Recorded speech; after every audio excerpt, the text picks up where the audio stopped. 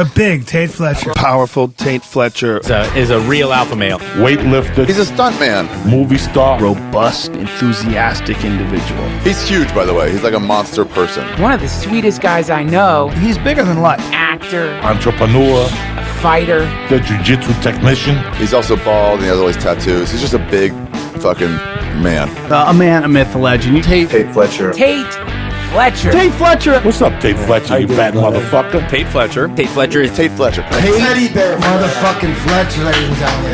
That's Tait Fletcher, everybody. The great Tait Fletcher. Tait the animal Fletcher. Tait the savage Fletcher. Always moving. There's no stillness with Tait Fletcher. You will find no dust.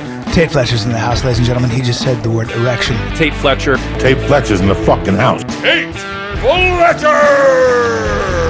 Tait really blasts out some serious hardcore truth bombs, and I think you're really going to enjoy it. Hey. Hello. Welcome to Pirate Life Radio. Here with a good buddy of mine, Daniel Werder, and the one's Boartooth Tattoo. And you can find him at Boartooth Tattoo on the Instagrams and look at some badass artwork. And there's a fresh titty up there, too, if you're into titties. Apparently that's the biggest like, and he's upset about that. But anyways, so anyway, you're talking about what's the guy's name? Werner Earnhardt, right? Werner Earnhardt. So he's a guy that started a thing called EST or EST. I think it goes by EST, training. And then it became Landmark, the Landmark Forum, and which is kind of like, how did you typify that? And it's like not new age, really. It's like work. It's like work towards your original self, your family of origin, and finding out what your spot in the universe is, maybe. Something like that, maybe a little bit. I'd call it introspective work. Yeah. Okay.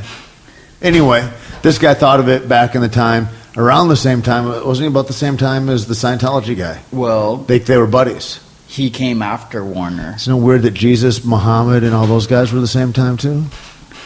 Yeah, right? Steve Jobs and the Microsoft guy also? Same Universal time? intelligence, Seems maybe? weird. Anyway. Yeah, so what's his name? Werner. Hubbard came after Elron. Warner. Yeah. Okay. And accused him of stealing his material, and apparently they went to school together. So Elron accused Warner of stealing his material in school. Yeah. This is like the Napster scandal. Yeah. Like Napster, do you remember Napster at all? When they did music, and then they said that the way it got its name was that the one college student fell asleep and was taking a nap, and the other guy stole all his information off his computer and then marked it as his. I never heard that. Anyway, a lot of fuckery that goes on out there. It's just interesting, though. You hear all the negative stuff about Scientology, and it's usually a pretty slanted opinion. Yep. Like the documentary I didn't that see came it, but out I heard it was recently. Everyone's really talking about crazy. it. Yeah. I think there's a lot of truth behind it, but they don't really expose any of the information that I got from doing Landmark. Well, don't they out people that are like they talk about dudes getting murdered and people getting kidnapped and stuff in that documentary is what I'd heard. I don't know. Going Clear is the name of the documentary on HBO. But yeah, I'd heard like people's wives getting kidnapped and all that, and people live in fear. And it's like, well, where are the arrests then for that? Like how, like those are huge things to be able to say about people, and there's no recourse for anybody. That doesn't, it almost doesn't seem real then. Yeah. Or I guess what they're saying is that it's so big that you can't. That guy obviously had an agenda in that documentary of slandering that shit. Well, and he was in it though for a while, right? He was like OG. He was one of the top guys. OG guy. Dude, I googled pictures of the guy, the Muscovitz or whatever, the guy, the head dude of it, and he is scary looking. Just as a picture on the internet, he is frightening. I'll pull up a picture of him. But yeah, it's like I don't know, anywhere where you get all that kind of power, I think. I mean, whether you're whatever you are, whether it's Kabbalah or Scientology or the Roman Catholic Church or any of that stuff, it's like you got, like, they've got standing armies. All those guys have hitters that are working for them. Everything else, like, they're high level security. I don't know. Anyway, so that he was saying the one dude was a thief. I definitely think there's some really manipulative, weird shit going on with it. And as we were talking before, I think we started recording. It's a place for famous people that don't want to be known as gay can go be gay. There's probably some really weird, fucked up shit going on there, but because I feel like too, it's like then that seems like a throwback to a time when they're like it wasn't okay to be gay, but now it's like it's okay, guys. You can come on, it's fine. You don't have, you know what I mean. You don't have to believe in volcanoes. We're pro gay right now. Everyone, it's PC. You got to be pretty fucked up to not be pro gay right now at this point. I mean, it's almost so okay it's anti Scientologists now. So you would be righteous to be down for them. Right? So like that would be a radical thing to say, like, what if there's something involved in that that's actually positive? In Scientology? Yeah, because right now it's not. It's anti that. So if you're the opposite of it, then that's righteous, right? Yeah. So I just look up the head of Scientology. This guy David Miscavige comes up. And the first thing on Google is about him getting away with banishing his wife, who once helped to run Scientology, to a small compound in the mountains. And she's not really missing, but she's been gone for 10 years. And well, where is she really? Oh, he is frightening. He looks frightening to me. He has a demented look in his eye, right? Almost, yes. Like a CIA guy that went really crazy or something. Like, I'm gonna smile to your face, but but I've already got a team of guys on the way to your house. Yeah, they're fucking. Yeah, that's scary. But power. I mean, wow, it gets better when you go to all the photos. Let's see this, because that's some real world Dominion stuff. Oh yeah, he's letting them know. Yeah, I don't know, and that's what they say. They say they keep everybody in line by like everybody gets around and tells each other all their secrets, and then they've got stuff on you that they've videotaped that's forever and ever and ever. But I don't know. You know, that stuff too, it's got, like, from what I know about it, like, it's like everything else. It's like it's got a bunch of really great ideas about how to reformat your mind into positive thinking and how to, grow into a better human and be more productive and be more kind and loving. And there's all that too. I don't really know, where the truth in the book. It's like the Masons. Everybody talks about that, or the Illuminati, mm-hmm. And it's okay. Like, I don't know, all that stuff might be real, or it might be like whatever, but I feel like it's like anything else. It's like it's a little laced with goodness, and it's a little laced with whatever their agenda is, and that gets colored in a funny way, and who knows. I do know that it's way scarier, the reality, than what, like, I was talking to a CIA guy, ex-CIA guy last week. Me and Keith went and did a room clearing through the gym in Albuquerque, and this guy has got, like, they tell stories in such a way, those ex kind of spook guys, that is so matter of fact, but also so frightening at the same time, that you're like, it's weird that this could be real.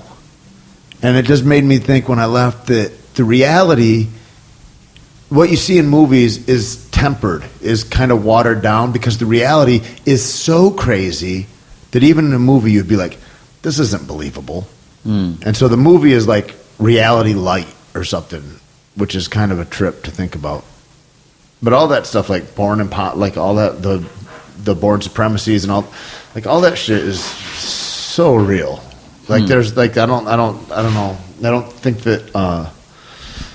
don't think that we don't know much about what's going on just because of what, like, I don't, ever since Star Trek came out back in whenever it was, and then in the 90s we had the Razor. I was like, we've caught up with Star Trek finally, because that is the communicator that Captain James T. Kirk used in Star Trek. The Razor phone? Yeah. Oh. Evidence. Now I'm waiting for him to beam me up. Well, that light in the sky this week, did you hear about this fucking thing? Well, and then, no, I heard somebody posted pictures on Facebook now of dead aliens. Did you see that one? Oh, man. And so somebody posts pictures, like 15 pictures, and goes, these dead aliens, or these beings, and they're like greasy, they look like maybe newborns, but with big heads and eyes, and they said they were dead by the time we got to them on the ground. But there was great, and it's somebody reposting this picture, this other person's stuff, and it says, these things were all over Northern California after a great light flashed in the sky, and people started posting them on Facebook, and then Facebook started deleting them immediately. So it's as if there's a big cover-up of some alien ship blowing up and aliens. Well, that light shit flowering is everywhere. super real. So I don't know what's the light about. So like tons of people. There's saw just some this more thing. shit on the internet I ignored. Is what it was. No, for that me. light was like undeniable. Like Okay. people saw it. Where? Tons of people. And Like what kind of light people was it? in Arizona saw it, in San Diego, and here in Northern California. Like it was massive, dude. And so How do I miss all the this? explanation was that it's a military,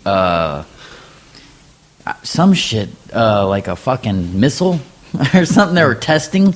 And I'm like, That they exploded over the United States? I don't fucking know, man. I don't know. I'm like, why are they testing? I don't get it really at all. But there was for sure some very strange more light information. that was seen. Did you from, see it? I did not. Did you see dead aliens? Well, my client came in after I tattooed this boobie. Right. And was like, I saw aliens. He was very excited. Really? And so we started researching it. And turns out a lot of people saw this thing. And I saw pictures and video. So it must be true, right? Something's true. I mean, there's all kinds of true shit out there. I don't know what the So- fuck it means, but One thing I want to know is that I want to talk to about with you for sure is you're in kind of a maverick society in a way. Like being a tattoo artist it's like being an outlaw in a way. It's like being a stripper. It's like being being you just call me a stripper. Ish. It's like you're in this category where it's like you kind of pay taxes and you kind of don't, or you kind of you're in a place where there's a lot of cash money, and it's like it got a real stigma to it from how it's come up, and now it's it's a thing. I mean, I used to just go and sit in tattoo parlors, and it was like a place for outlaws and ne'er-do-wells to kind of interact and mingle, and it's a cool thing, man. It's a neat thing, and there's like this like an inner circle to it, and then also all the different vibes of it all. Like, and how'd you get into it and get interested in it? Yeah, man. It's definitely a non-conformed sort of lifestyle, and I say that it's a lifestyle because it really is. It's not a job at all, and it's a sacred thing, and I think to a custom tattooer or like someone who really puts their heart into it will tell you that they feel the same way, and it's like a very guarded thing, and for us, by us kind of mentality. We don't want people just being able to come in. There's no school for it that's legitimized. There's Right. some bullshit ones maybe out there, but That's like the stunt world, kind of like there's stunt schools, but nobody takes them seriously.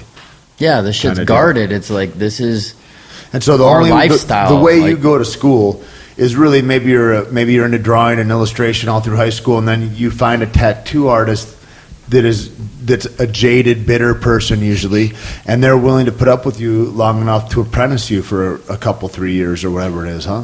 yeah. Basically, I mean, there's different ways people have their own paths. Some people don't apprentice, but I did, and it's funny now too, after all this exposure with all these TV shows, it's been changing considerably.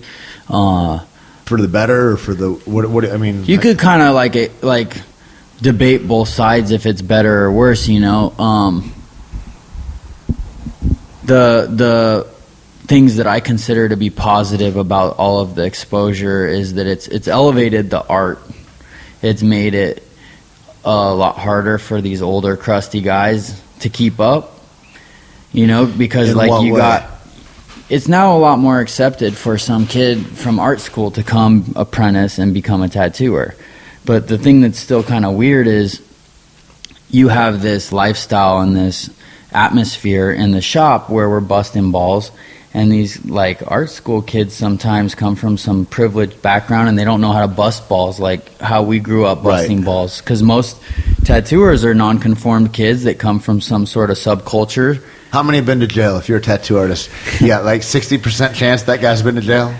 Maybe, that's the thing too, is it's changing, man. It's changed so much, even since I got into it. And so with these crusty guys too, in that way, it's like they're also there and they're able to make a living because there wasn't anybody better. They maybe didn't even need to be that good. Nah, right? Most of them, it was like back in the day, if you were a fucking outlaw, then like you could just do tattoos or whatever, and it really had nothing to do with art. And then there was maybe 5% of tattooers that were artists creating these flash sheets that people were tattooing.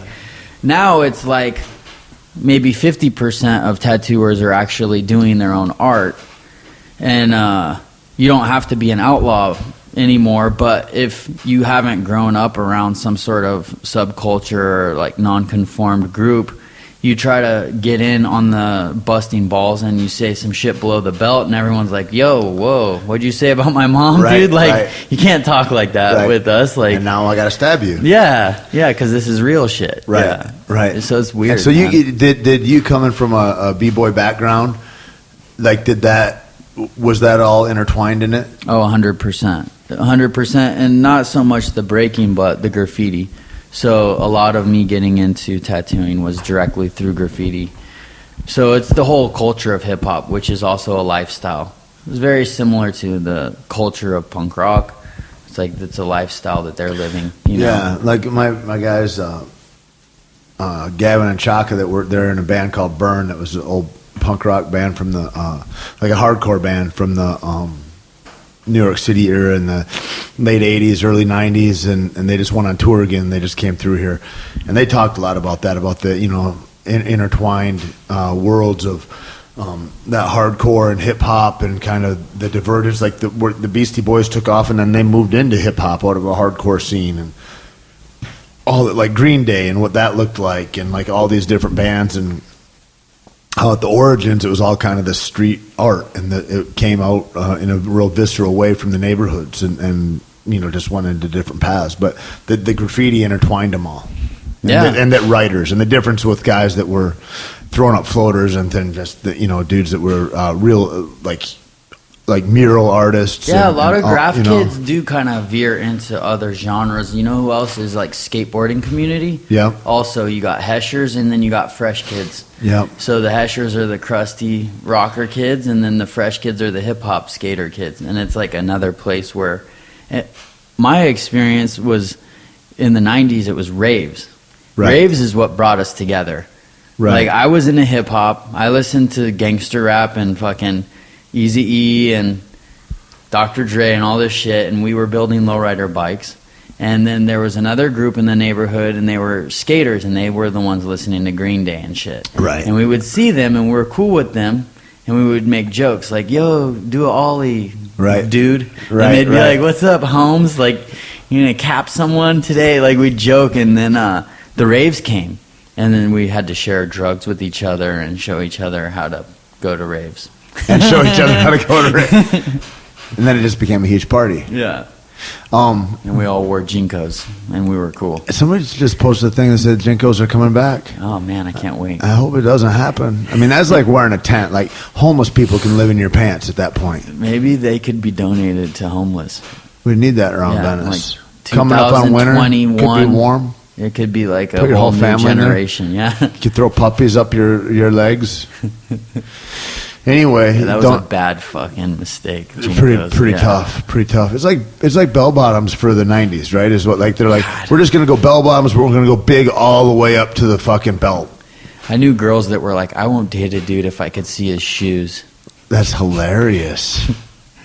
Lacey, one of the owners of Caveman Coffee, she was a Jinko girl, like tight wife beater and Jinko jeans. Size 40s on a little tiny blonde girl. Did you miss the Jinkos, dude? I didn't really fuck with that. I actually got arrested trying to steal I think during that time I had a job.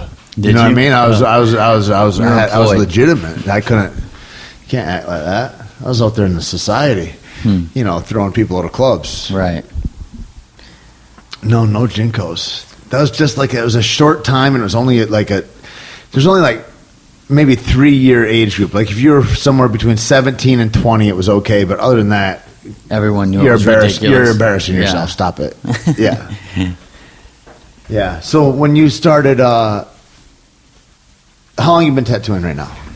Ooh, I guess I started apprenticing in 2006, and that was official till 2008. So depending on who you ask, like a lot of tattooers will be like, oh, you were a tattooer after your apprenticeship. Although I tattooed throughout the apprenticeship, so. Which is how you learn, right? Yeah. Did you tattoo dead animals and fruit and stuff like that? No, Mexican. Balloons? I can't just say that. It's so true. It's so funny. And you want a free tattoo? I'm trying to work on that shit. Not even, man. I lived in North Hollywood in an apartment complex that was pretty fucking ghetto. And I did graffiti, and all the younger cats that lived there were like, dog, do a tattoo on me, when they found out I had a machine. And I'm like, I don't know what the fuck I'm doing. Right. They're like, we don't care, dog. Like, your letters are sick, homie. They're like, my homeboy was going to do it with a pen, so this is good. This is better. This is a step up. Yeah, man. And like, that was the beginning. So when you travel too, you go on a lot of bike trips and shit. Do you just take all your gear with you, and because maybe you'll tattoo when you get wherever you're going? I've learned to separate trips from tattooing now. So if I'm going to guest spot, it's with the gear, with the agenda too. And if you're going to get away and clear your head, that's what you're doing. Yeah. Except when you want for your year long. Well, that was a different thing, yeah. So we hit the road. Me and Lily hit the road for a year with the intention to guest spot throughout the trip. So yeah, that was more gypsy shit. And how many different places did you get to go? Where you tattooed? Man, I didn't ever try to count that, but I tattooed all over Europe. So all over Europe and Asia, Southeast Asia. Well, when Australia. I tattooed in Europe, like I probably tattooed in about 17 different shops. So was there something like, is there a huge difference like culturally when you're looking at a shop in North Hollywood versus a shop in in Germany or in Czechoslovakia or somewhere? I mean, yeah, and I think to a lot of people maybe they wouldn't notice it, but it's maybe subtle. But to me, I see the style differences and like what's trending in different countries, and some of that shit is just like kind of getting diluted because of internet and Instagram and stuff. So now everyone's copying everyone across the globe. Is it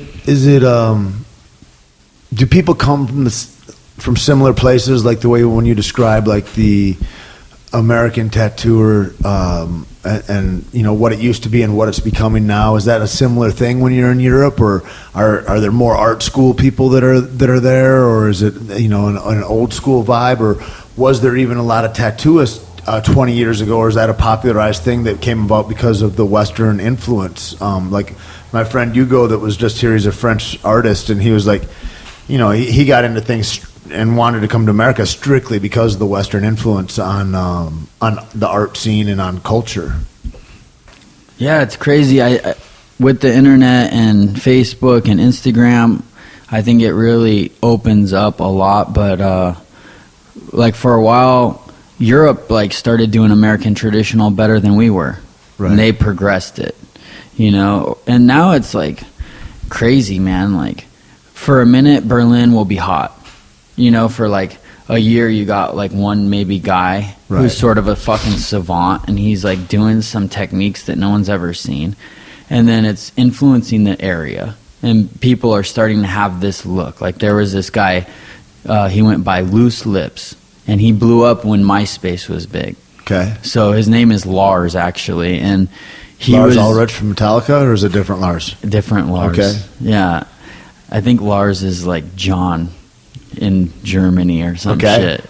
And Loose Lips Lars, he was doing this kind of Art Nouveau influence into his tattooing, and it became this huge thing, like bold lines, yet still like very involved art.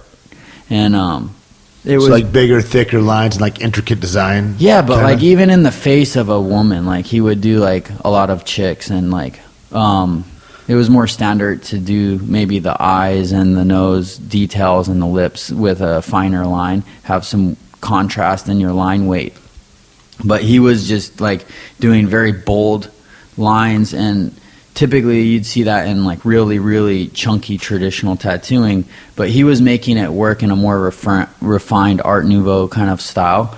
So it was just like at the time really profound, and people are like, God damn, like, have you seen this guy? And he like got really popular, and then it's spread. Now I see guys doing that shit in Australia. Right. But at the time it was sort of centralized to Germany, you know. So does Lars still tattoo, do you think? Yeah, he's around, but he kind of like, I don't know, he's not as Or like much grime focused. up in San Francisco, like that kind of thing. Like He is a whole other story, man. That why? fucking Because guy. his art is transcendent out of tattoos, also. Man, grimy. There's a style of tattooing called grime style because so of crazy, him. isn't that because crazy? he is a savant, in my opinion. Yeah, this guy is just so next level. You know, there's documentaries and shit about him, and like I consider myself like a grime style tattooer. Like I've got tattooed by him and become friends with him, and just the shit that he's done is like break all the boundaries, and he like plays with all the different styles and makes it all his, you know. So yeah, that's a whole other conversation. So San Francisco, in a lot of people's opinion, has been leading the industry in tattooing for the last 20 years. Well, but even more than that. Maybe that's more than where that. Ed Hardy was from. Hardy. That's where this guy that sleeved me was from. Bill Wisman. Him and Ed Hardy were contemporaries. Mm-hmm. Yeah, and then I was wondering about that too. Then I mean, because that's kind of a birthplace in a way, as a seaport and all that in America. It's like, you know, I mean, that New York City, but like for the West Coast for sure.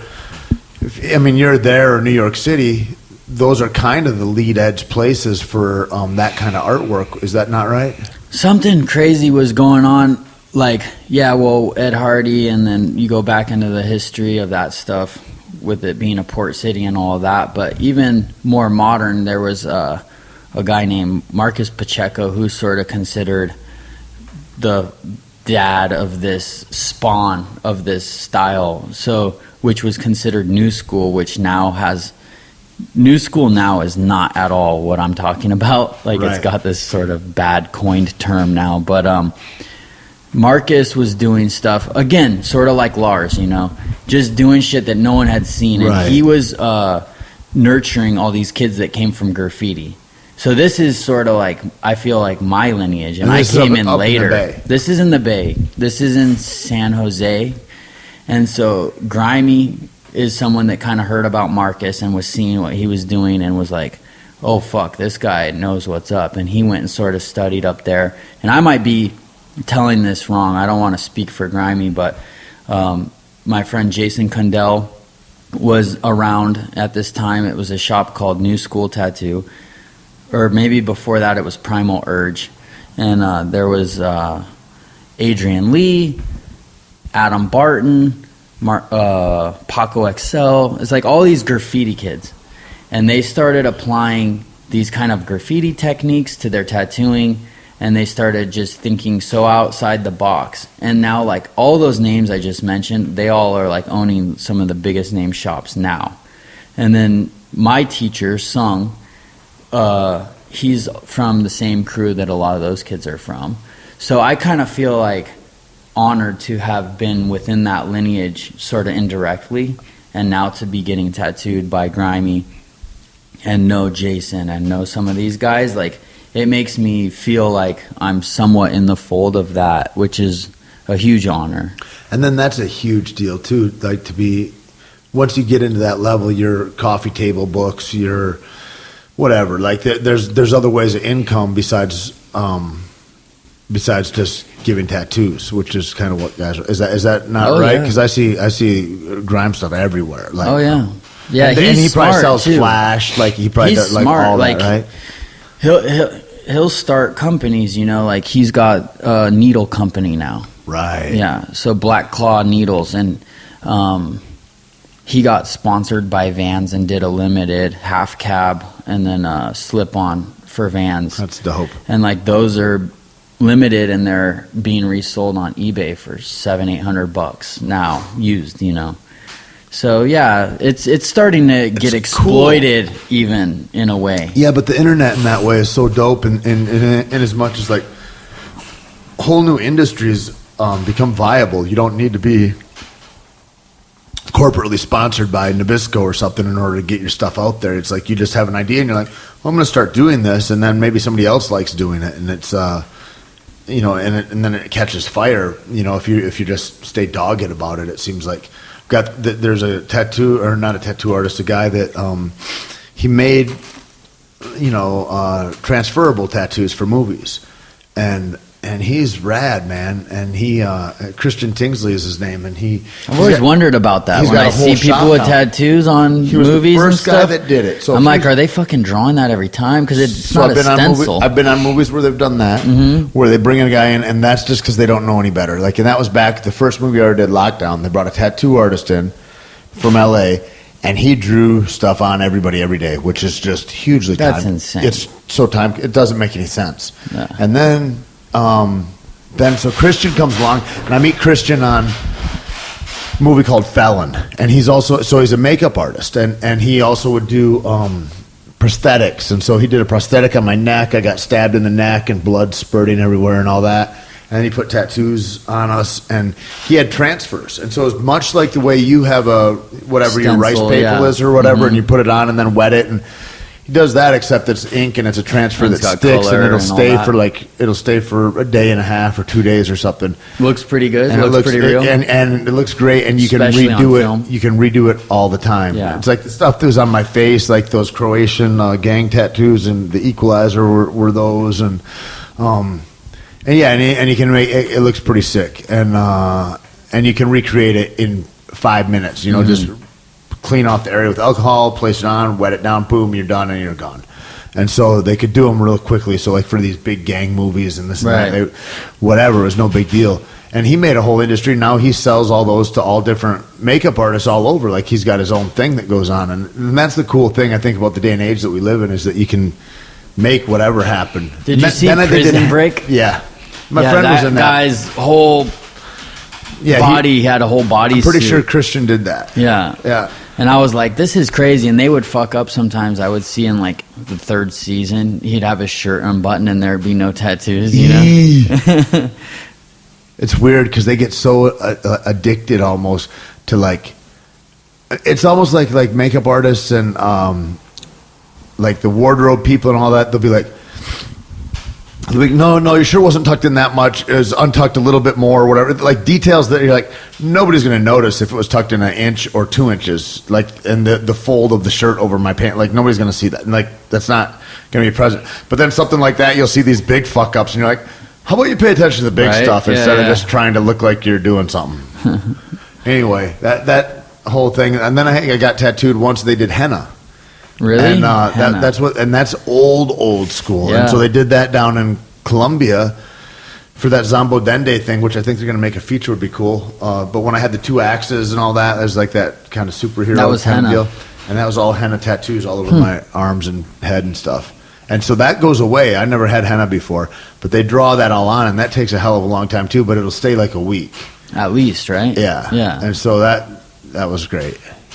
In Morocco, I was in Marrakesh, in the old city of Marrakesh, and you have to be careful, man. It's like everyone's trying to make a buck. Probably don't want to get tattooed there. Well, this is what You're happens. for sure is getting like, AIDS, right? There's a snake charmer, and you're like, oh shit, that guy's charming a cobra snake. So you stop to look, but there's a wrangler walking, and he like comes up, he sees you watching, and he puts a snake on you, and he's like, come get a picture, and then you're like, okay, and then they're like, tip, and they put out a thing for a tip, and you throw some change. They're like, no, paper dollars, like this is nothing, right? And you're like, fuckers. And then you realize like I got to be careful here.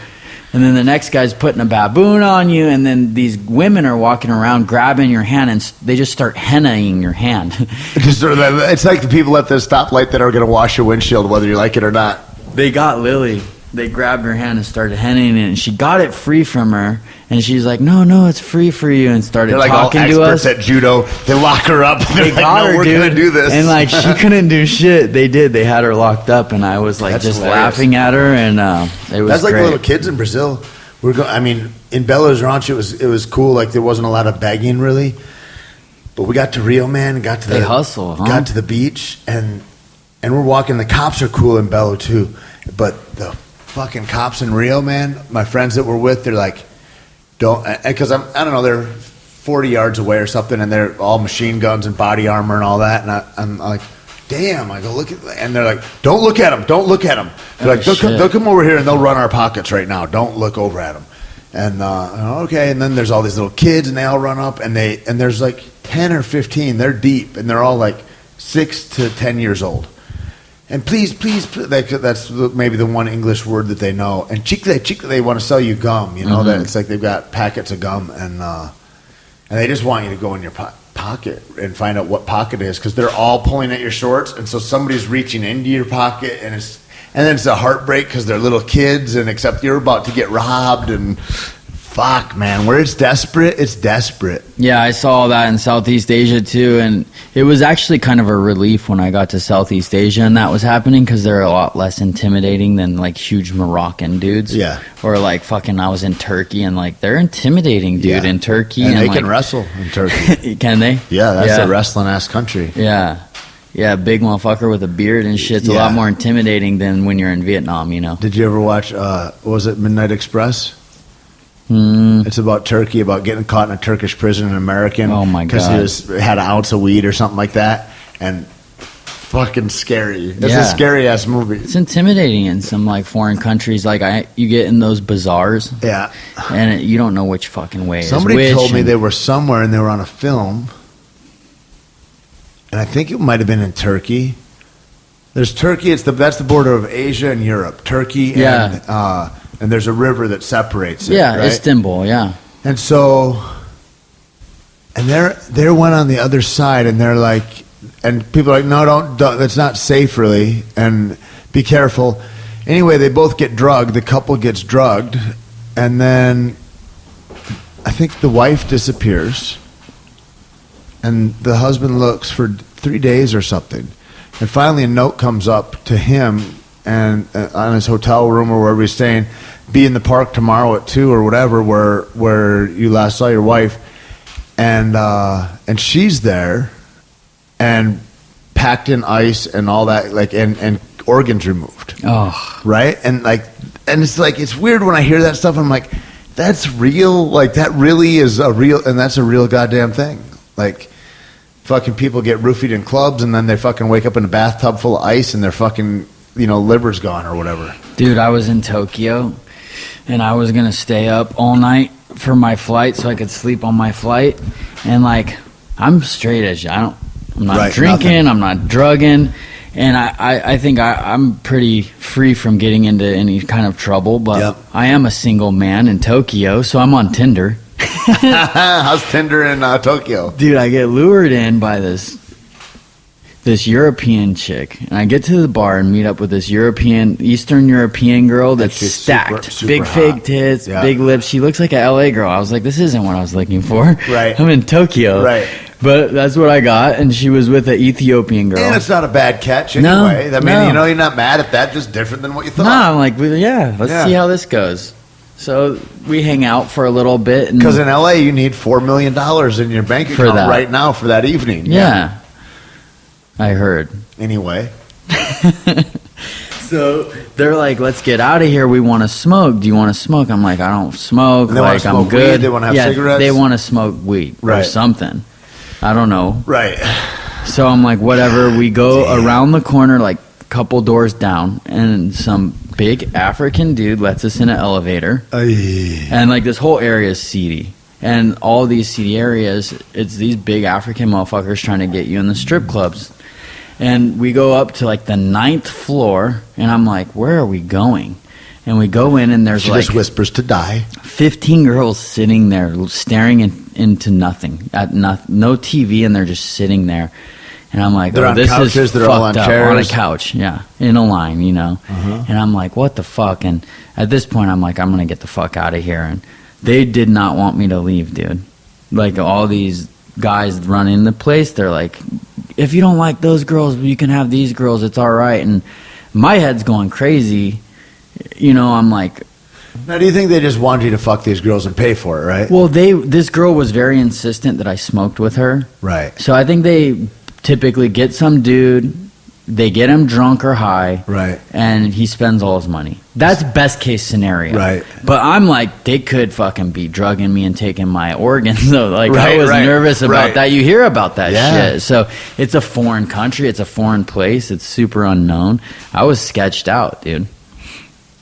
But they let me go. It could, you never know, and all that stuff. And you're by yourself. It's not like you're with like, okay, there's 3 of us, and this is, They could have easily fucking done anything. whatever they wanted, And that's man. I kind of figured, like, if they wanted to, they would have. Yeah, because you're by exactly. yourself anyway.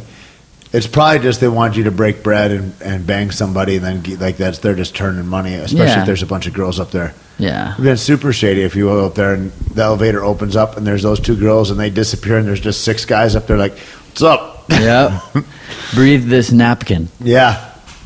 Or you're going to one where it'll be easier if you just do it for us.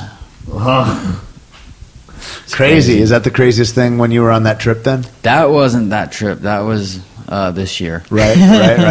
Yeah. No, we had a situation in Vietnam that was crazy when we were on that trip. I wasn't tattooing in Southeast Asia. I was just touring around, and we did an overnight train up into Sapa, Vietnam, right at the border of China. And we woke up after sleeping on a train, kind of groggy, and it's like this commotion, and everywhere is like people trying to hustle you. Right. And you get sick of it, man. It gets annoying, but there's these buses from the train station to the town. And this is, you kind of been on this trip. It's like, when you say people trying to hustle you, you've been getting hustled from Europe to Asia now. Like everywhere you Yeah. stop, We're about 9 months getting hustled. You're around, in seedier places because that's where tattoo shops generally are, and so everybody, there's a lot of beggars around. Is that kind of accurate? Europe was pretty mellow, man. It's the impoverished countries, Yeah. where people get desperate, like you said earlier, and then so this was already after we did Morocco and Turkey, where we were experiencing some of that, and so Asia felt a little bit nicer because it was easier to tell them like no without feeling as intimidated, but Are there a lot of people speaking English in Vietnam or no? enough, Yep. enough. And where you go, it's tourists that know English, Right. or people that work at hotels know how to say what they Right. need to say. Are the beggars English speaking? They know the right shit to say. Where Yeah. are you from? That's a good one to like lure you in. Right. So we get to this parking lot, and we decide to share a van to the town with a couple and another couple people, and we get about 10 minutes up the road, and Lily's like, I left my iPad on the train. No way. So she's like, oh my God, could you turn back? And the guy's like annoyed, but he does it. And we're like, we'll give you more money. And so we do it, and it's an annoyance for the other couple and the other people. Right. And we get to Sapa, which is an hour away after that. And then he drops everyone off first. Now, you did get the iPad? It was, yeah. And so that was another whole long thing. It was like they tried to act like they were helping us get to the train to get it for us, and they all wanted money for helping us, but they didn't help shit. Like, she knew exactly where it was, and luckily it was Right. there. Yeah. Yeah, so we get to Sapa. We're tired from not really getting great sleep, and the guy asks for us both to pay double. It was an hour trip. We went back 10 minutes, and Lily Right. didn't feel that was fair. So she could be fiery, and she's like, fuck no. That is awesome. And I'm like, oh, I love her. She's so great. That's hilarious. Okay. And the guy's looking at me like, no, you owe me double each. And we're like, we'll give you 1.5. And he's like, no. And so she's like, no. And he's like, no. And then I say, how about we give you 0 then? What Well- happens if you say that? We walked into the hotel, and the hotel people are like, fuck that guy. He'll Right. lose his license. Right, good. And so we're kind of like, fuck that guy. And we put our bags there. We couldn't even check in yet. And we start walking down the street, and this dude follows us in his van, blocks. And I look over, and he's holding a bar, like a metal bar. Right. And he's like telling me, why you no pay? Like threatening us. So did you pay him anything? Well, I snapped. So this is where it got weird. I probably shouldn't have done this, but I grabbed a rock, and I go, are you fucking threatening me? Because he had a bar. Right. And he was telling me why you no pay, Right. pointing this thing at me. And I was bluffing, and he got out and grabbed a rock too. And Wait, I was like, he- fuck. I feel like he goes better with a pipe. Yeah, no, he left the pipe and got a rock. Weird, because I would have chosen if we I were going to dropped the battle, rock. and I had to choose, I would choose the pipe. I didn't want none. I Right. didn't actually want none, Right. you know? But he You're like, grabbed God the rock. damn it. Yeah. And at this point, I'm like, fuck Lily. Like, here's the money. And then wouldn't even take it. He threw the money on the ground. Now I'm like at a loss. I'm Whoa. like, what am I going to do? He Right. was mad that she was talking down to him in their culture. Oh. And then he turned towards If you'd her. have said 1.5 more, you'd have been the one saying no, it would have been okay. Maybe. Yeah, maybe. It was How hard because is she it to was be a talking woman? back, you know? How hard is it to be a woman in the It's world? fucked up. Fuck. Yeah, so that, and she, I don't know, I was a little bummed out that she was being aggressive because it got us in this predicament, and then he turned towards her with the rock, and that's when I grabbed him up for real. Right. I slammed him into the wall, and then he was bluffing. He dropped the rock, and he didn't want none. And a group of people started gathering, and now I'm scared. I'm like, we're going to get jumped. Right. It was sketchy. Yeah. It Here's the was white sketchy. people fucking with the natives kind of deal. But at least it diffused things, and we walked away at that point. How crazy. People are It so was fucked scary, up. man. I'll let a ton of shit go. You can talk shit to me, fucking whatever. Like, that's great. But, like, if you come at my family, like, Yeah, you come he- at, yeah, the, he you come turned at towards somebody, my I, chick you and I come at got- somebody yeah. I love, I get, you're fucked now, I guess, like, because I'm willing to die at this point. Yeah. Like, so I might not win, but if I'm you're gonna- not, then you're in a lot of fucking trouble. Yeah. Wow. And then the people at the hotel are like, they're like, yeah, fuck him, whatever. Yeah.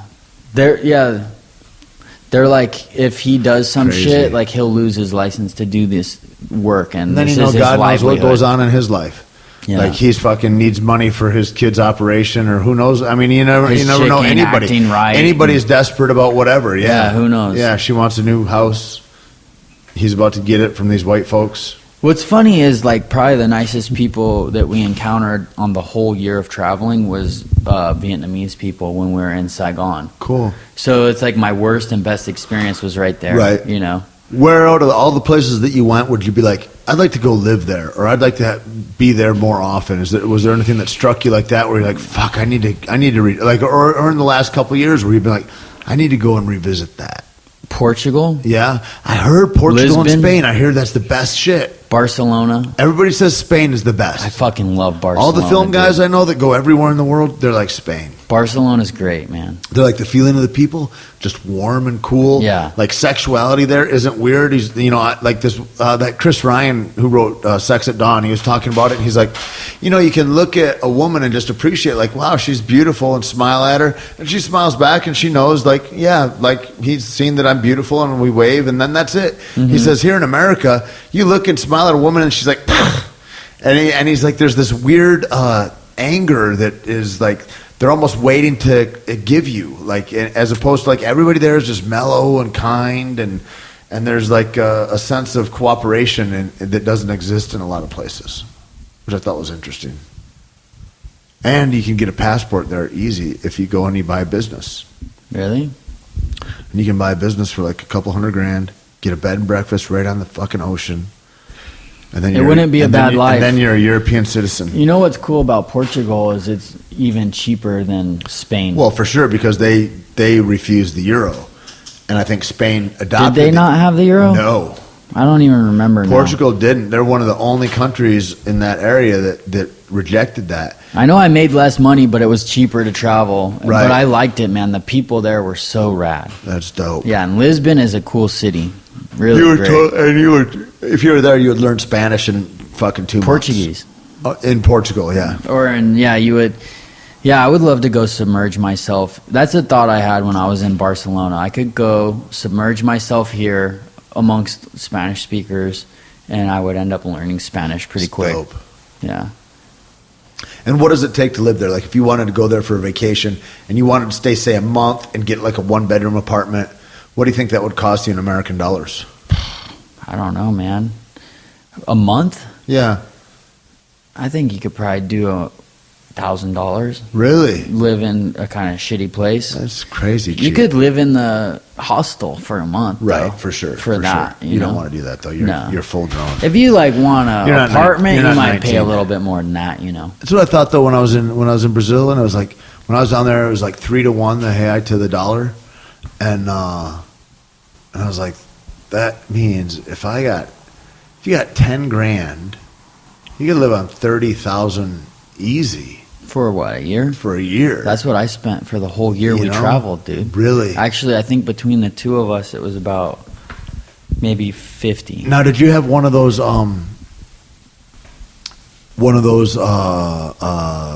tickets that you just buy the plane ticket and it's across the world? Have you No. heard about those? Yeah, I've heard about that. Where as You long as you always don't- got to make progression, Right, yeah. even if it's a mile, but you can't go backwards, Yeah. right? So as long as you're continuing west, it's always going to be fine. You go all the way around the world, and it's like a $4,000 ticket or something. Or Something whatever it like is. that. Yeah. We didn't do that, but I have heard of that. We were jumping all around. How much research went into planning a trip like Not that? much, man. Really? Well, we figured most of it out on the road, or I shouldn't even say we, like she. She plotted it I out. had Women my are better at personal that shit. travel agent, Women dude. are She way better was at that, and they know what brilliant they at want that. to see, and they know like all that kind of stuff. Yeah. Nah, she was good. I man. can't make I don't have a plane ticket to Austin yet. I'm supposed to be there Thursday. Like I can't.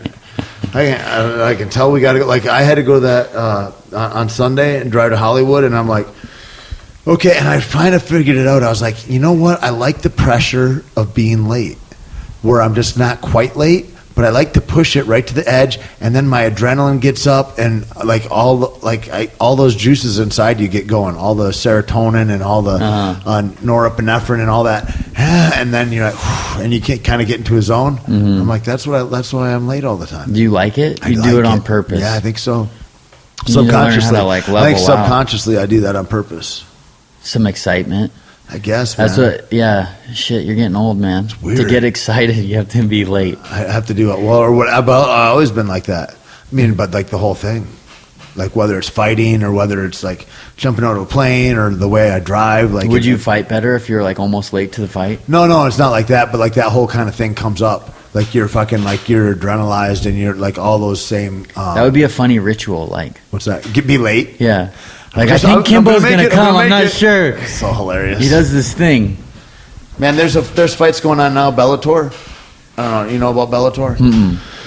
Bellator's like a diet UFC. It's like, I don't know. That's not the right way to say it, but it's a smaller promotion circuit, for okay. UFC. And the UFC usually, if you're a real viable organization, they'll buy it up and buy all the contracts of all the fighters, and then a year later they'll Just absorb it. yeah, exactly. So they did that with Pride. They did it with Strikeforce, WEC. They did it with a bunch of stuff.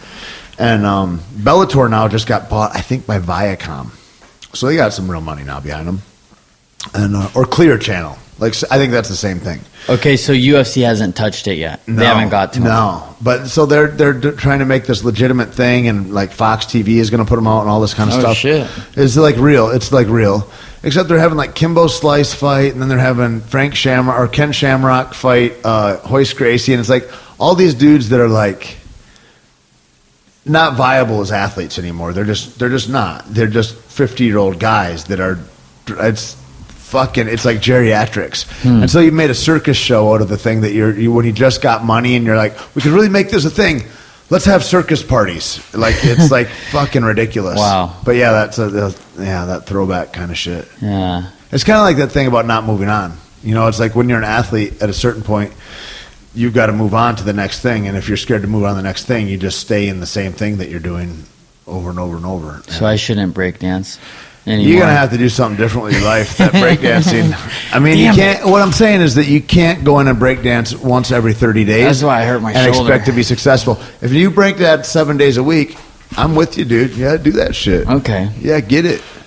You're not smoking anymore, are you? Nope. God damn, that's good. Yeah, no, I've been feeling good. I was just thinking today, though, you think we could make money if we developed a suppository for nicotine? Because I definitely like relapsed on nicotine in a lot of ways. Have you ever blown cocaine up a stripper's ass through the empty barrel of a pen?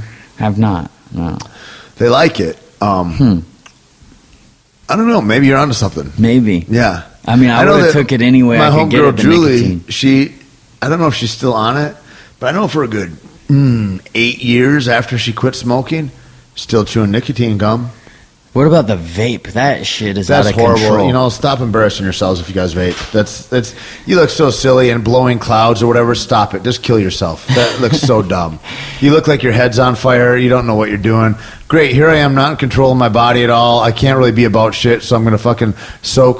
What is it? It's like what they put out in the club. It's like antifreeze. I'm gonna put that. I mean, for sure that's safe, guys. For sure you're not gonna get cancer from that. Way safer, probably an unregulated product that the cancer companies like R.J. Reynolds already puts out. It's probably completely safe. You're probably gonna be great. I heard the key ingredient in that juice is cat pee.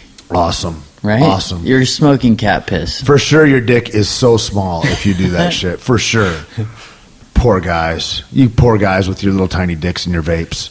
Just cut that out. I mean, really. Oh, man. Over there pretending like you're blowing Darth Vader. Cut it out. That's the worst. Vape lounges. I hope you all go to business. Seriously. Man, they're getting some of the good spots, too. I'm trying to open a tattoo shop now. My private studio just finished. And the red tape in LA is so fucked, dude. Dude, it's in LA such right a now, nightmare. You know Jelena? You ever go there on Abbot Kinney? It's a really nice place to eat, like a really good restaurant. They've got another place called Justa they're opening up down in Venice also. They're right now in the longest running battle to get a liquor license. Like, it's been like 2 years or something like that. And it's weird, like Santa Fe, New Mexico is like that too, where it's almost like the city governments that would do better if they had business are against having business. It's like, why don't you want more business here? Like that's what runs. We're like in Venice isn't like that, but like Santa Fe is one of the most. Well, New Mexico is one of the poorest places in the country, and there's nothing that people do for economic change there. Where? In Santa Fe? You said is one of the poorest places in the country? Yeah, not Santa Fe in particular, but New Mexico as a whole. Is it? Okay. The way businesses are run, there's money in Santa Fe, but it's all money like New York money, Texas money, people that come in that there's a bunch of homes that are several $1 million homes, but they're owned by people out of state and they're used 2 months out of the year or something like that, if that. And to say a $2 million home, it doesn't mean shit. Like we're here in Marina Del Rey, and if you got a trailer on a lot, that's $1 million. Your dirt is $1 million. Like Venice is the most expensive place in the country right now to buy or build. That's crazy. And that's because of the real estate is just through the roof. So whatever you start at, it's $1 million. So anything you put on top of that, even if it's a 700 square foot place, that's going to be $1.5 million or $1.8 million or something. So like to compare that to New Mexico, if you spend $1.8 million, you're going to get some real estate, nice, like the whole thing. But at any rate, that would be equivalent to like a $5 or $10 million home here in Southern California. Yeah, so it's frustrating, man. It's like these vape spots have all the dope spots. Like they're somehow surviving in like some real high. How does the city encourage that? Yeah, exactly. That's Like- what I'm saying. I'm trying to stimulate art in this art district. Right. It's the NoHo Art District. Is that the same place that we went and looked at together? Yeah. Yeah. And they are zoned at a C4 zoning, and that's not allowing tattooing. But they want to encourage this fucking vape. Are a lot of those things throwback laws when they don't? When they're This like, one, I actually was at the fucking building and safety today dealing with this shit at 6:30 in the morning. God bless It was you. ridiculous. And those guys make me tap out. I need help. dude, all right, so I have some help finally because Good. I don't do this shit well. I'm like ready to burn it down. Yeah, Yeah. I'm that way. Yeah, but that zoning got changed to C4 in the 80s when it was really bad neighborhood, man. So like now it's this art district and it's excluding something that would stimulate art there. Right. And now I have to get a variance. Now this variance you have to apply for It's is like an exception? $8,000. And it's non-refundable whether you get it or don't get it.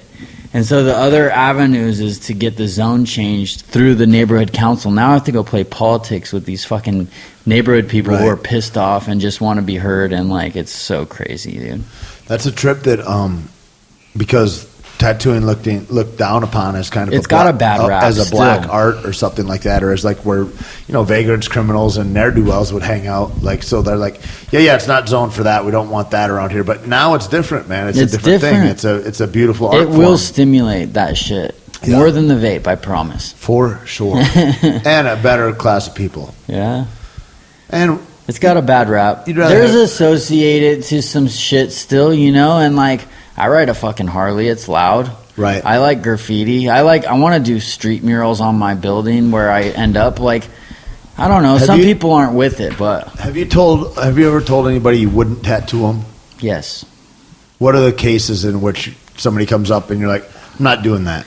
Well, I tell people, One would be content, I would think. yeah, Like I'm not going to put a swastika on you or whatever the sure, thing is. yeah. Or like they want their throat and they don't have a tattoo on their arms, you know? Right. I'm not doing that. Yep.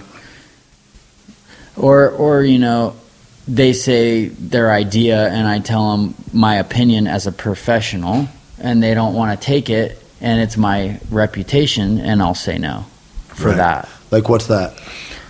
Like they're like, I want a rose and in each petal I want the name of every relative in my whole family. Right. And I'm like, that's a common thought and I get it, but what if we represented your whole family through art? How and this fucking hard is it? symbolism? How hard is it to be diplomatic in that way and go? It's hard. and not go, okay, dum dum. Yeah. Because Yeah. there's some fucking idiots that walk in tattoo shops. Oh God. And then, I mean, that's how crusty old tattooers that we're talking about, like bitter old crusty guys, that's how they get that way, is they've talked to a lot of people. Yeah. And not the best folks always walk in there. It is, dude. Most of my job is being diplomatic and dealing with people and saying like, your idea could be cool and this is how we could maybe make it work, you know? Or even just like being able to envision it myself, like what could I do to symbolize what you want that's going to be appealing artistically. Right. And also like something that you want to put in your portfolio. Exactly. Like I would imagine everything that you'd want to do if I were a tattoo artist, it would be everything I want to do. I want to be able to have it be representative of me. I want to be able to use that thing as like a I don't know, a piece of collateral for myself in a way. Sure. Also. Yeah, I could do portraits, but do you see them in my portfolio? No, because Right. I'm not nurturing that because I don't see my want to be portrait that over there? guy. Yeah, who did that? There's some fan art that came in. This dude sent me. He's like, "Hey, what's your address? I've got this thing I want to send you." And then I go in the mail, and that thing shows up. It feels weird to have a portrait of yourself in your house, but it's cool, man. How much did you Appreciate pay it. that guy to do that, you Shut your mouth. narcissist? That's pretty good, actually. I like it. Yeah. That whole when you're in it too, like, do you ever zone out while you're tattooing? I mean, you get into some big ass pieces, and like, how do you stay focused throughout a 5-hour session or something like that? Man, I mean, every day I do a lot of work and I go in, and it's hard. Like I usually take a break every hour and a half. Are you able to be more disciplined? I drink a lot of Caveman coffee. Is that right? There's Perfect, a plug. Perfect. I really do drink so much coffee, dude. No, it is hard, man. It's like, imagine reading for 8 hours. Yeah, well, I even look at that like that with fights and competition. It's like time is distilled down into but to be hyper present like that all the time, like whenever I see that and I see somebody that is so dedicated to whatever their craft is and they have to be 100% there, that's a skill in itself. It is. It's gnarly. And the zoning out is zoning in almost. Right. If you could make sense of that. Right. It's like you go in so hard, it's like everything else kind of quits existing and you're in there and then sometimes it's just fucking annoying. You're starting to like cramp up and like you're getting bad angles and the person smells and like it just gets fucking You ever frustrating. tell anybody some to days. bounce? Be like, dude, come back tomorrow when you're Man, clean. I had this lady just fart like straight out, and I'm like, maybe she couldn't hold it, and I like forgave it, and then like 20 minutes later, she just rips one again. I'm like, I just took my gloves off and left her in there for about 40 minutes. I left her in the room. I'm like, later. She just laughed with her friends after. She's Fucking like, you bitch. won't believe this. Maybe she never told anybody. She might have just been like, that guy was so rude, he just left me there. They're like, Maybe she was unconscious and all about it like that. Yeah, all her who friends knows? were like, you fart all the time. You probably farted on him. Maybe she's known as that. You know what I mean? Dirty animal. How dare you, lady? Yeah. Yeah, but you get done with the day and you go try to be social after that, and I'll just be like coming across like a weirdo. Right. Like, people are like, are you all right? Yeah. Like, you go read a book for 9 hours and then go It's be a social. thing, man. And like I think massage therapists and that get it too, and their hands cramp up, and they're like. And it's a thing. strippers. It's yeah, We're like exactly. strippers, or basically. fighters or anything. It's like that thing. You're physical in your thing. Do you see that in the industry that there's guys that at a certain point in their life they're just done with their career because their hands can't keep up, or yeah. I mean, I know Dawn right now, who's doing my shoulder and my chest. She stands up now to tattoo. So she has a table I lay on that's like this high off the ground, and she's standing the whole time. She has mats and stuff and like soft shoes she wears, and but because she's able to be in a more fully expressed position That's than smart. being cramped up and I folded haven't seen over. that. Sometimes Dude, I stand tall up and I'm table, bent real over, cushy yeah. is great. I walk up a little step ladder to get on it. I mean, it's that high. No shit. Yeah. That's cool. That's a good idea. No, for sure. I think there's a shelf life to tattooing if you're not taking care of yourself. And I try to have good posture, and then I do yoga. Well, hard to do it though because you forget about it. You're in the thing. You're trying to do art. You know what I mean? Yeah. It's like you fold in. I'll have my neck. You're like gonna this fold. Oh and- God. Yeah. You're in weird positions for yeah. sure. Yeah, no, it's gnarly. Like, I started doing yoga this year only. So Right. it's been almost a year. I've been doing yoga. How regular are you? Pretty regular, man. Like, at least twice a week. That's good. Yeah, and like, dude, it is night and day. Like, I feel Really? so much better. Do you do the hot yoga? No, I just do like vinyasa. Did you flow. go there because of the girls? No, come on. Did you stay Maybe. there because of the girls? I they say. actually, yeah. I've There's only done girls yoga there. 4 times. Really? That's weird. Are you? I know, it's you into weird. dudes or? I guess. Wait. I mean, there's anything wrong with that. You know what I mean? No. I mean, like a nice little b-boy or something. You know.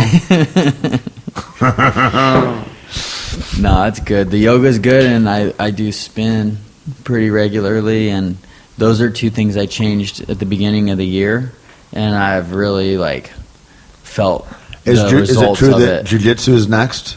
It is. I think it is. I really do want to get into that. Yeah. You know my friend Logan that owns Deuce? Yeah. He's in his 6th class of jiu-jitsu tonight. Really? Yep, he just started. Yeah. No, I do want to do it.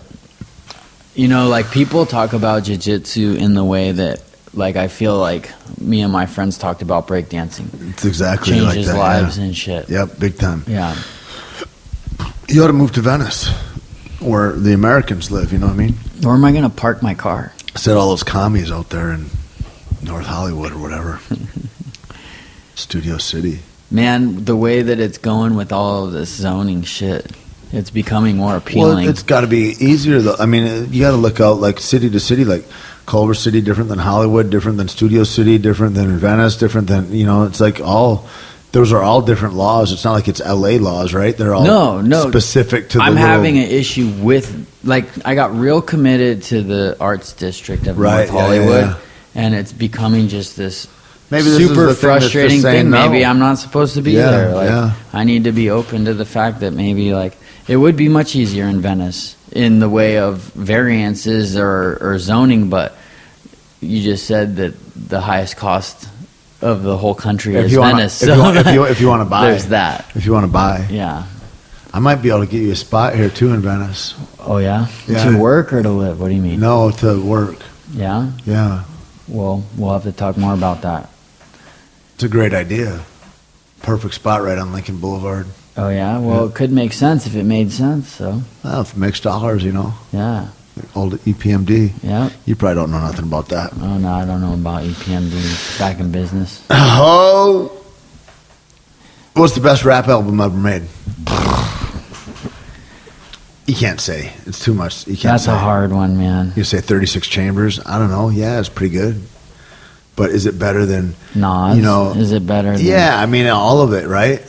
Is it better than the Blueprint? Is it better Run DMC? Is, you know, Is it- yeah, is it like- better than All Eyes on Me? Whoa, what? Are we talking about, You know? Yeah, there's so many genres within it now, you Yep. know? That's a hard one. I'll still call out Trick Daddy. You know, there's not many people better than Trick Daddy. Really? Yeah. God damn. I'm into the underground shit, too, so. As far as lyricists go, UGK? they're good, but that's different. It's southern shit. You like Atmosphere and all that. Yeah. I mean, his label has, like, basically all the best underground on it. What do you think of Mac Lethal? I'm not You know familiar. Mac Lethal? You need to Google Mac Lethal. That's my boy. I'm sleeping on Mac Lethal. He's a blue belt in jiu-jitsu too. He's out in like St. Louis or somewhere like that. He'll dish you in a wrap and then put you in a choke. He's pretty great. He's pretty funny, man. You'd like him. All right, I'll check that out. I'm like, people are so funny. They're like, hip hop today sucks. And I'm constantly learning of great new hip People hop. say that all about the time. everything, though. Yeah. Right? They say that about the whole world, and they go, It's when scarce. How about Life is scarce. How many times have you heard, when we were kids, it wasn't like that, or whatever? And it's like, no, actually, we're in the very safest time you could ever live, in so many regards. Like, sure, the food is becoming poisoned, and there's more of that kind of stuff going on, but there's more information and there's more safety involved than there ever was any other time in the world. Even just 100 years ago, if you wanted to go from A to B at a fast rate, you had to ride an animal. There's no cars. You know what I mean? It's like that didn't exist. And like, we're in a whole different kind of shit now. Like, it's not like that. And I feel like there's evolution, and I feel like that goes to good. It's like, I always used to live on that scarcity shit where I was like, well, the other shoe's about to drop, or something bad's about to happen, or whatever, even if in the unlikelihood that something was going well. And anymore, I just go, this is just going to get better and better and better and better. You know, like, I don't really look at that other stuff very much. And I certainly don't bewail, like, and bemoan the past of, like, well, when we were kids, it was a nicer, simpler, more, like, you sound so tired. Stop that shit. Even album to album, like, I like their first album. Because it is right now. It is right now. Yeah. Like, we're denying the present by saying, no, I really like the rotary phone better. Fuck iPhones. Like, you just sound dumb. Yeah. Like, stop all that. I really liked writing letters. Really, when's the last time you wrote a letter? Because you can still write them. Nobody's telling you not to write letters. You know, I mean, I bet you send me an email, though. It is funny, man. Where do you think tattooing will go with that? Like, I always used to think, like, the first times I got tattooed, I was like, it would be rad if they had a whole thing that just wrapped around my arm, and they had an imprint in there, and they could go, whoonk, and it would be just one hurt for 1 second, and the whole thing was done. They made a laser tattoo. What's that mean? They have a laser. They made a laser inject a tattoo into someone's arm. They like strapped their arm down. Wow. If and you the got to strap laser- your arm down, that's torture right there. It was, yeah, it wasn't very accurate, but like that's a scary thought. Like, because then what the fuck do I do? Right. One. And then two, caught. the organic end of it, like I feel like a lot of. The artistry's lost. Yeah, you know, and it's like they've done pneumatic machines that are air. Right. And they had this fucking look that All was it like takes is airbrushy. a little bit of a fuck up, though, too, and it goes right through your arm. Yeah. And I didn't like how that shit looked, you know? Like, there's something kind of charming about the Have you ever organicness had any of it. hand poke tattoos, anything like that? No, I want to get Tabori tattoo, the Japanese picking. Yeah. I've not been tattooed like I got that. some friends in Hawaii that have gotten that done, that style. Yeah, the Polynesian tapping. Yeah. Yeah. Tonk, tonk. It's Yeah. like, it looks like a hammer and nail. Yeah, I don't think it's as accurate, but yeah, like that's a very organic process. Right. There's something ancient There's a lot of and prayer like charming involved about in that. that. Yeah, there's a rite of passage to get it, and like How many that times shit is cool. How many times have you been tattooing somebody and they tap out? Well, They're like, no, we got to stop. We got to stop. it happens when I'm doing like lots of sleeves and back pieces and stuff that like I know that I'm gonna last longer than them, so it happens every day, kind of. Okay. Because I go like, well, we go as long as you can hang, and then they get to a point where they're like, I How can't long is hang. that? I Between do 2 and damage, 4 hours? dude. I like fucking work fast, so like by the time I've gone for 3 hours in the skin, like people are pretty done. And then so I got a couple rare clients that are like super committed and they can fuck with like going past that threshold and Right. getting into 5-6 hour sessions. That's rare for someone to do that. you Yeah, know? yeah. That's how I've been getting tattooed. I usually go 3 to 6 hours or something. That's it. I'm going all the way up to the Bay to work on this sleeve, so I do And if you're that. doing something like that, it's like the time is what we got. I'm Yeah. only here for 72 hours, so let's do most of them. Yeah, and this dude's like not cheap, and he works with How me, much and is he? He's $250 an hour. Uh-huh. The guy, in my opinion, that's in the top 5 easy in the world is charging $250 an hour. That's crazy. That's nothing, kinda in a No. way, when you see people like that are famous for this or that here that are going 500 because they were on some TV show that are No, charging. that's another thing I wanted to ask you too. I almost forgot. TV shows, how shitty are they? Well, there's like a good and a bad. You see anybody you respect on those? Yeah, I Who? do. The Besides judges, besides my friend at Invisible. they were bringing in judges on the Ink Masters show that are like reputable tattooers. Okay, now those guys though doing that, like you can kind of do it for a lark, but do any of them? I never watched the show. All I know is that So your boy, you're talking about Troy Denning. Yeah, all I he know- judged on Ink I know. All I know is Masters. that he was on it. Do those As guys a ever judge. bitch and go, "This is fucked"?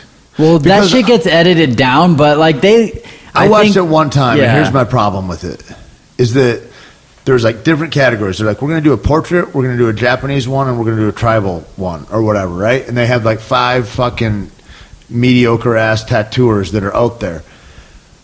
And then they say, okay, well, this isn't really your thing, but we're going to, and then they put a time constraint on it. And there's something else. So the artist can't even take the time with it. They're maybe not going to be good at it to where if you walked into their shop, they'd be like, no, I don't really do that kind of stuff. So they're forced to do some kind of work that they're not comfortable doing. My point is you're scarring and marring fucking people Dude, for a goddamn TV show. some of these challenges, It seems shitty. they did eyelid tattoo challenge. They're tattooing faces. Like most of these shows are kind of a joke, like it's a drama. Right. All the ink, like Miami and Ink and LA Ink, it was more about the drama of the shop, you know, a lot of it. Right. But you had some good tattooers on some of those Like shows, Kat- but What is it? Kat Kat Von Von D. D and like that guy Nico who you sent some coffee to, Right. He likes the coffee. Right. He's a good fucking tattooer, man. Right. I don't care for that style, but he's good, you know. But like, it got exploited. It's one thing to expose the shit, and it's another to Yeah. exploit it, you know. And it's like the Ink Masters one. The first couple episodes is like, I watch it because it's fucking entertaining because the guys are so Right. horrible, Right. You know. It's like watch. It's, well, but for it's me, gaining it's some like it's, legitimacy. it's actually, like watching 16 and Pregnant. some of it's all right, dude. And like, I did definitely start tattooing more like middle-aged women and shit over the years who are like, they got money and they fucking Yep. are open-minded to hear like an idea of a good art piece, you know. And like, my demographic of my clientele has altered, but then they want to tell me about how there's an association to their grandma that died to this fucking flower see tattoo that they're getting that's like so far from being correlated, Right. And then they want to tell me their whole story about it, You and got a I lot just of don't stories give a in there. I fuck. bet you got a lot of huge stories in there about some. There's some heartbreaking shit too. Yeah. Well, that's different. Like, I was in Copenhagen tattooing, and I was at this shop, and this woman came in, and she's like, I have a list of tattooers I want to get tattooed by, and you're on it. I can't believe you're at this shop. I That's saw you in amazing. this How magazine. cool is that? And I'm like, I'm fucking honored. Like, what are we doing? And it was a memorial tattoo. So not only was it like she knew of me, which was super, like I was honored. Yep. Like she wanted me to do this thing that was very important to her. And like she cried and shit when I was done. And like that, man, is such an incredible feeling. Like I get to give that can't to imagine, people. yeah. Memorial tattoos and like do it in a way that's very unique. And like do it with a top quality. and, Especially like, when you're the guy that sought out to do it. yeah. That's special. That's, mean, that's something huge. where I get to see that like what I've done in my life, and I got into this career, and like I'm unique in what I do to become in a position to be of service, and that's Right. dope. Like that's Yep. a very fulfilling thing. You could do that forever. Yeah. If there's that piece in your work, you can do that forever. I was hearing like one of my favorite guys to listen to is Alan Watts, and he was talking about time and like work, and he's like his example is if you're a bus driver and you have to deal with people that are grumbling and they're on their way to work, and maybe people aren't very happy, and there's traffic, and it's a hassle. Your 8 hours a day is like you're in a dogfight unless you look at it as a game. And he's like, life is nothing more than a series of games. Mm-hmm. And we put importance on it that doesn't belong to it. And then we get lost in the game. And he was like, he says, if you just see it as a game and like you're going to go in and out and fit yourself into this, then you're fun. And then you've had excitement. And then when you're out, you're energized. And it's like, and that's kind of the thing I think is like, how do you do what you're doing in life and stay energized and vital in it so that you can be the most purposeful with it, be the most useful. I feel like that's the whole hustle. Yeah, or if you're a bus driver and you could wait that extra second to that kid that's running a little late, Sure. running up. All of it. And you're like, man, I need to bring this kid to where he needs to be to help his ground, or whoever knows what their story Yep. is. Like, that is an important role you're playing. Yep. Yeah, man, that's all huge. It's all huge stuff. Do you think about branching out as a tattooer into like clothing lines and all that kind of stuff? Well, my big goal right now is to get my shop running, and what I'm up to is to do a collective space, as you know. And the dream is to have a coffee shop, Yeah. and an art gallery, and a glass wall separating out a tattoo shop. And I want to be doing things to stimulate community. So we're doing art shows maybe quarterly or something, and those are associated specifically to things that could be associated to the coffee. Like, I'm about the butter and the MCT oil and all of that, and I use it when I do my workouts. And that's what I'm into right now. So we're doing an art show maybe that's specific to MMA. Right. And so everyone's painting something associated, like tattooers are painting, like, I don't know, maybe some old school Americana traditional fighter with a black eye, and or some like Right. cool unique shit that is associated. So it's stimulating community and art, and it's tying in just like positivity in community, Yep. And then who knows, like, the cool thing about that idea with it being a collective is, like, say next year I'm really into tennis. Sure. We do an art show of tennis. I So there's some think you're- longevity to it. There's a couple you could get in there, but I think what you really want to do is like a Brazilian beach volleyball, female beach volleyball is probably where you want to go sport-wise. Bikini butter coffee. I'm just saying. Yeah. Anyway. Daniel's idea is, you guys maybe will like it. It's like to go out and put a little kiosk on every corner with just hot bikini girls in there slanging coffee. I mean, that could be Roller the thing. It could be skates. thing, and they will We'll do calendars. all of it. Yeah. Where can people find you? Well, Instagram, Boretooth Tattoo. Facebook, I have a website, boretoothtattoo.com. And that's where they find out about art shows or anything. All that'll be posted up. Yeah. On there. Cool, man. Cool. Well, thanks for coming by. Yeah, and, man. It's Thanks good for to having see me. you. And all you people, thank you all for listening. Hope you have a great day. And God bless. We'll talk soon.